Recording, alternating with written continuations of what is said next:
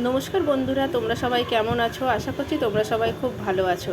তো আজকে বাজারে গিয়ে অনেক সস্তায় পাবদা মাছ পেয়ে গেছিলাম।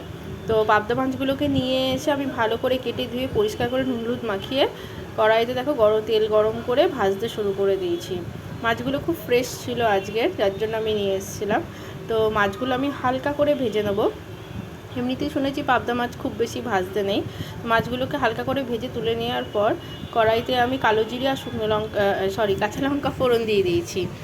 আর কাঁচা লঙ্কা ফোড়ন দিয়ে এটা যেটা বাটা দিলাম সেটা হচ্ছে সর্ষে পোস্ত বাটা। এটা আমি দেখাতে ভুলে গেছি, আর সেই সময় হচ্ছে ক্যামেরাটা অন করতেই ভুলে গেছিলাম। তো বাটাটা দেওয়ার পরে, সর্ষে পোস্ত বাটা দেওয়ার পরে এবার আমি এতে একটু নুন আর এতে দিয়ে দেবো হলুদ গুঁড়ো। নর্মাল যে ঘরোয়া মশলা সেই মশলাগুলোই দেবো, নুন, হলুদ গুঁড়ো, একটু সামান্য লঙ্কার গুঁড়ো দিয়ে এটাকে আমি ভালো করে কষাবো।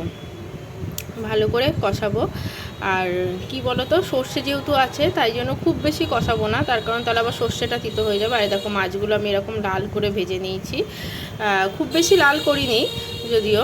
তো মশলাটা ভালো করে কষিয়ে নেওয়ার পর এতে একটু সামান্য জল দিয়ে মাছগুলোকে আস্তে আস্তে ছেড়ে দেবো।